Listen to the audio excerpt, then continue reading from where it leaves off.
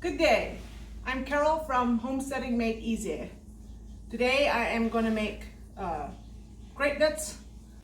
So here's the recipe I like to use. As you can see, I don't use quite as much sugar.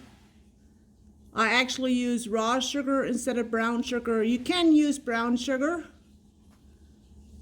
And if I don't have maple flavoring, I just don't worry about it. Which it says bake at 350 until done. Usually I bake it for 1 hour.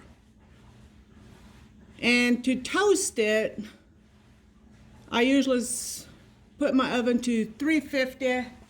That way I'm done quicker. So I weighed my brown flour. I'm just going to make a half batch today. And I weighed my brown flour and my sugar. I put my sugar in here. So we're going to add and this is sour milk. I put a little bit of vinegar in it to make a sour milk because I don't have buttermilk. I just put a little vinegar in it and let it set for a couple hours before I use it. And you're supposed to put your soda into the milk. What's really nice, if you make your own butter, then you have plenty of buttermilk to use. I used to do that when we had our own cow. I just froze my buttermilk until I had enough or till I needed it.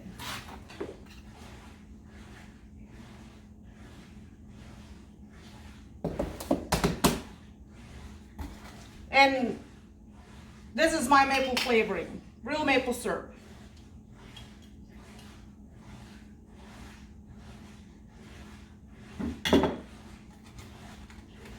That we cooked ourselves.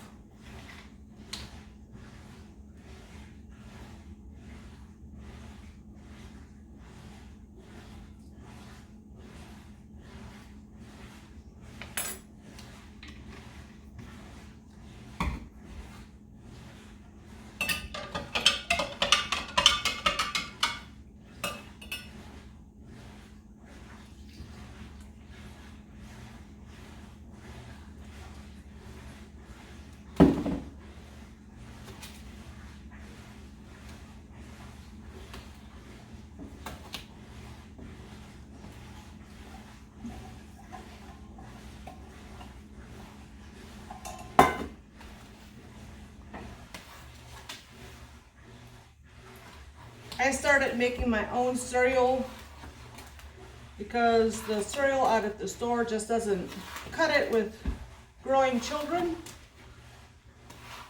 So I needed something for them to eat so it lasts a little bit longer than the store-bought cereal. And with this, at least you know what's in it.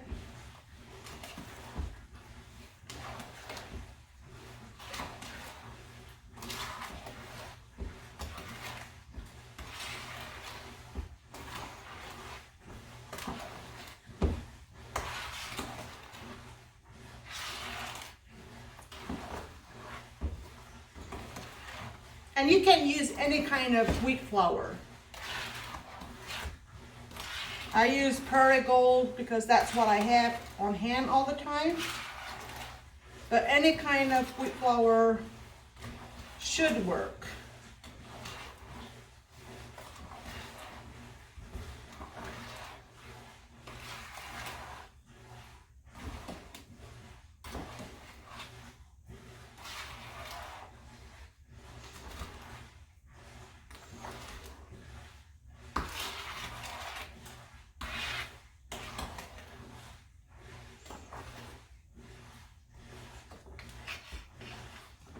I'll just divide it into my 2 pans. A whole batch fills 4 pans.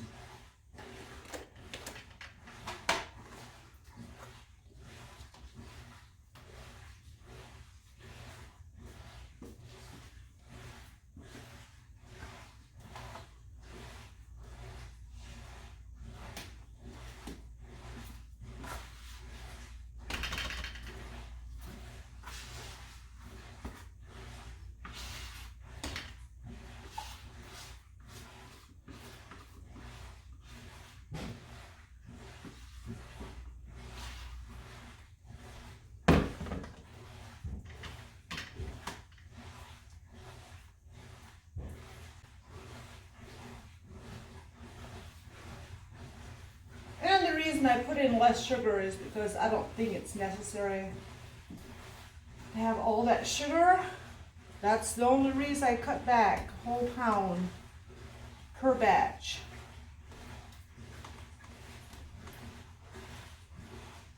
So that's up to you if you want to cut it back or you want to put in the whole amount. There it is, ready to bake. And like the recipe says, it's supposed to be a little bit thick.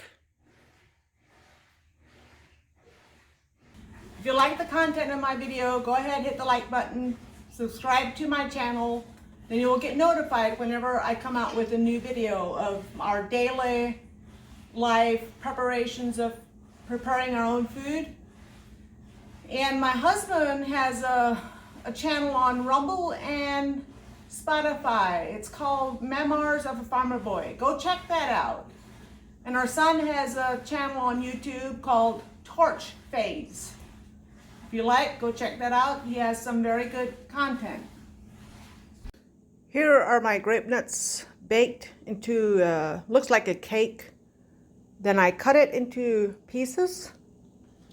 And this is what I use to make it into crumbs. This right here is very old. It used to be my mother-in-law's. So I don't know what kind of netting it is. All I know, it does not rust. They use staples to fasten it to the boards.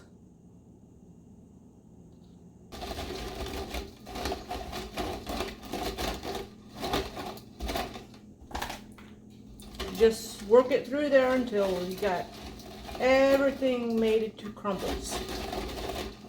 Then I spread it on a sheet to dry out, so they dry out a little bit.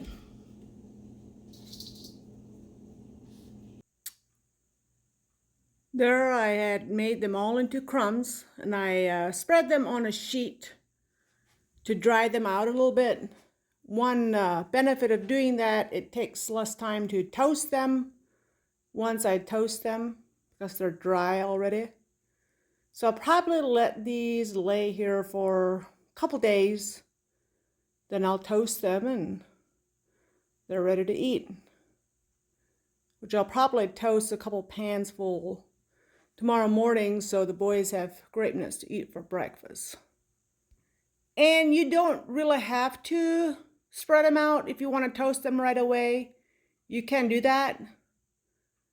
And but I just prefer to let them dry out a little bit.